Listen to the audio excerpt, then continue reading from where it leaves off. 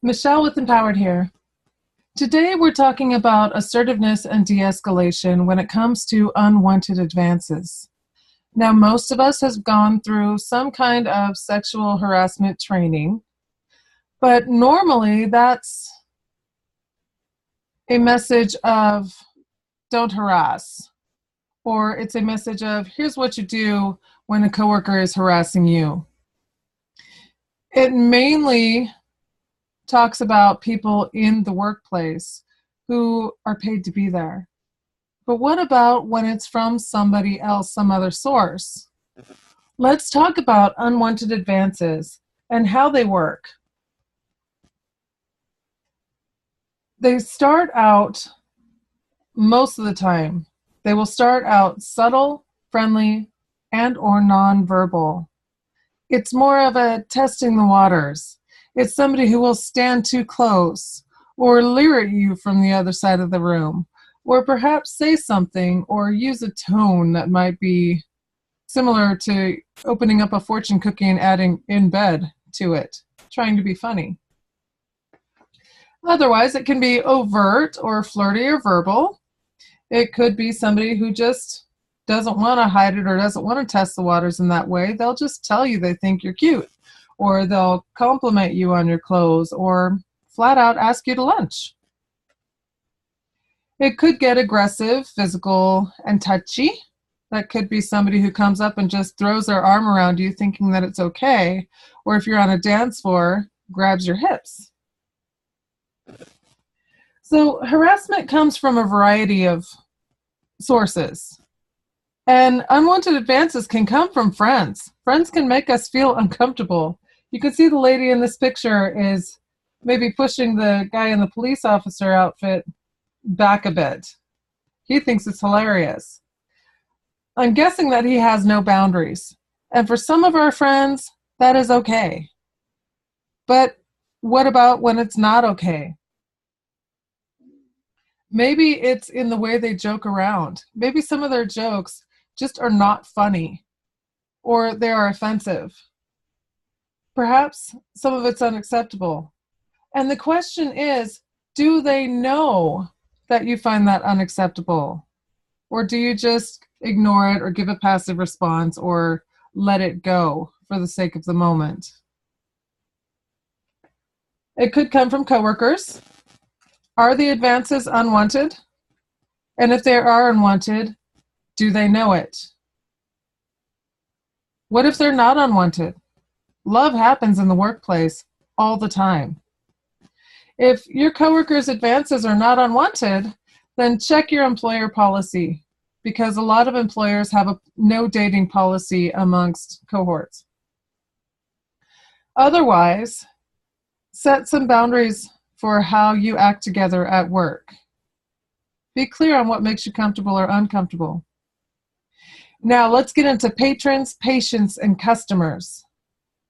A lot of the time what happens is you have regular patrons, patients, or customers who come in and they see you and you take good care of them, so they develop an affinity. Sometimes they will make advances. Are those advances unwanted? And if they are you clear about it? Do they know it? What if it's not unwanted?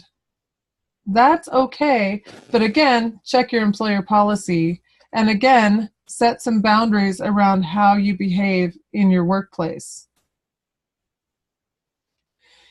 Everybody on the scale, from the person who is just annoying and just wants to stand there at your desk or your counter and talk away so they can get attention, to the person who is trying to annoy you, to the person who is there to cause you harm. Everybody on that scale needs 3 conditions to make you a target. Number 1, is this going to be easy enough? Number 2, can I get away with it? And number 3, is it going to be worth it? Think on these 3 conditions to make a target. Easy enough, can I get away with it, and will it be worth it? What things make it easy to get away with? Perhaps it's a passive response. So often our customers, patrons, and patients can get a little stalkery, and how that works is like this. They show interest, and you do not confirm or deny interest back. So then maybe they'll kick it up to infatuation. They fall in love. And we don't confirm or deny their interest because we don't want to disappoint them. Then we can become their obsession. And we may get afraid to confirm or deny their feelings. And then it goes on to full-on stalking. And then it doesn't matter if you confirm or deny. This is how this sort of thing progresses. One can lead to another. However, if we're able to back it up to interest and confirm or deny, yes, I'm interested, or no, I am not interested, the rest of this doesn't need to happen. I'm not saying it's never going to happen. I am saying that we can reduce the instances of patients, customers, and patrons becoming stalkers. All right. Let's talk about how we respond to the things that make us uncomfortable. Sometimes we give a passive response. It could be an uncomfortable giggle. It could mean looking away or moving away, but we don't say anything and we don't face the issue head on. We just get uncomfortable. And sometimes that's the thrill they're looking for. We could have an aggressive response. Get away from me, you jerk. But then we're getting talked to by our employer about why we're being rude to customers. The best response is an assertive response. Saying something, calling out the situation, and setting boundaries around it. You just called me sweetheart. I'm really not comfortable with that. You can call me Ms. Jones. So here's how assertiveness works. Let's work on your attitude before we get into it. Number one, people with boundaries are big 2-year-olds. Think about a 2-year-old. They're sweet little people with no boundaries. And a big person with no boundaries, we'll treat it like multiplication. We can picture them as somebody else's 2-year-old. And you're the grown-up. So stand like that. We still treat this person with respect. We're not condescending, but we can be matter-of-fact with them. Remember that 2-year-olds get offended, and that's okay. They can have that. That belongs to them. We don't have to take that responsibility on, and we need to be clear. So here's how it works. We focus on a behavior. Instead of saying something like, you know, you're being really creepy right now, because a 2-year-old doesn't understand that, we can say, hey, you're standing really close to me. Step 1, name it. Name the behavior. Step 2, give a reason why it's an issue. Because some people don't have a problem standing too close to other people. Some people feel like it's not a problem at all. Tell them why it's an issue. I'm not comfortable with that. I don't want that. I don't like that. All good.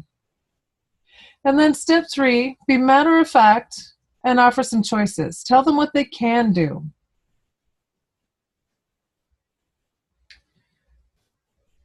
How is your nonverbal communication? Are you acting creeped out? Again, sometimes that's the thrill. Is your body language leaning away, your face kind of scrunched up, your hands clasped? Do you look timid or afraid? Or are you standing up straight like your favorite superhero and you look in control? Do you have angry body language going on? Become aware of the signals that you're putting off.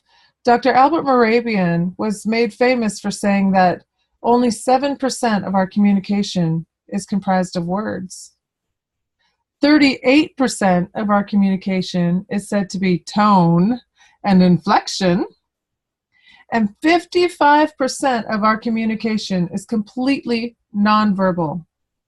So be aware of the signals that you're putting off out there. Be aware of what your body is doing.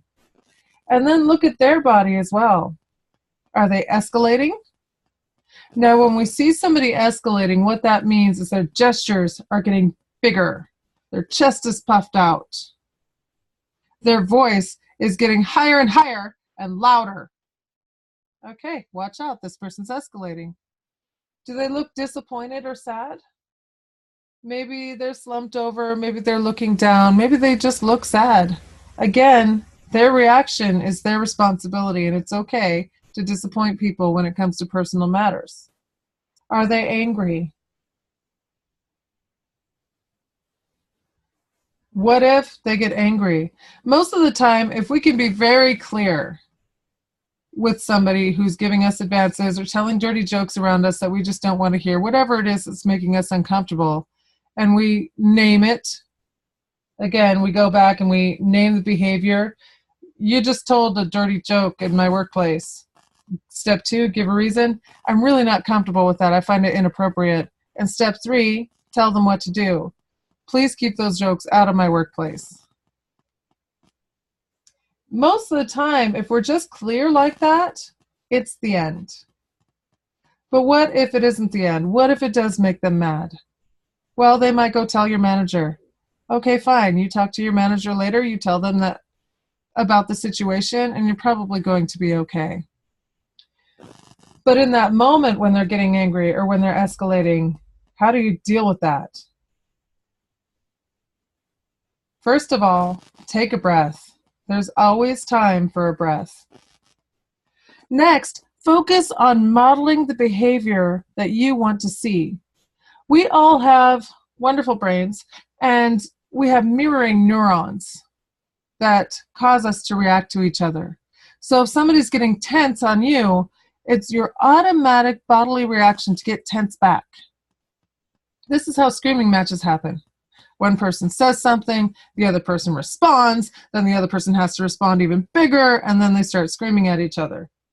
So, keeping in mind your mirroring neurons react to other people, remember that other people's mirroring neurons react to your behavior as well. Throw a blanket of calm on the situation.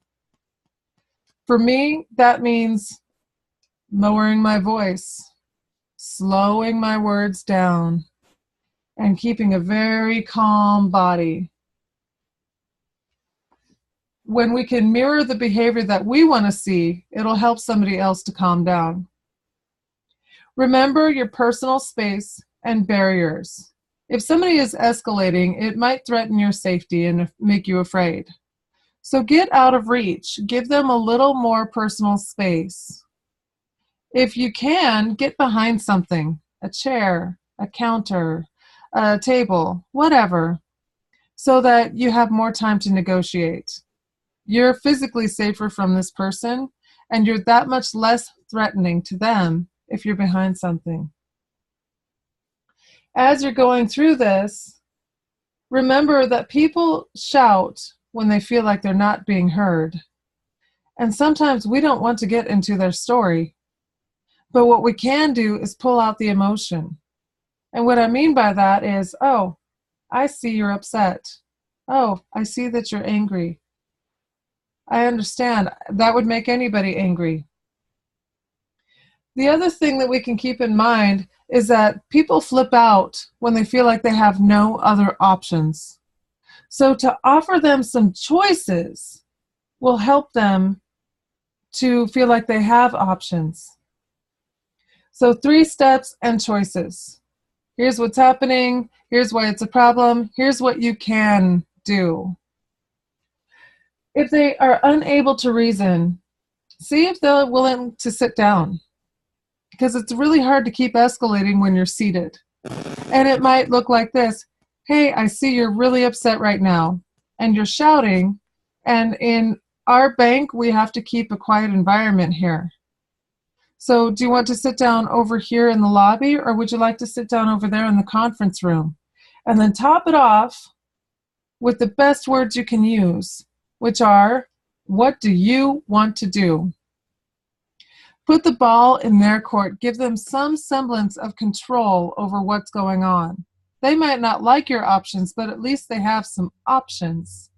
Often that'll help people to calm down as well. Another thing we need to do and keep in mind is ask for support when we need support. Okay, sir, I see you're very upset about your bill. I would love to help you with this. Maybe Olivia can help too. Hey, Olivia, can you come over here? Sometimes simply having somebody else standing there will make it less easy to get away with flipping out.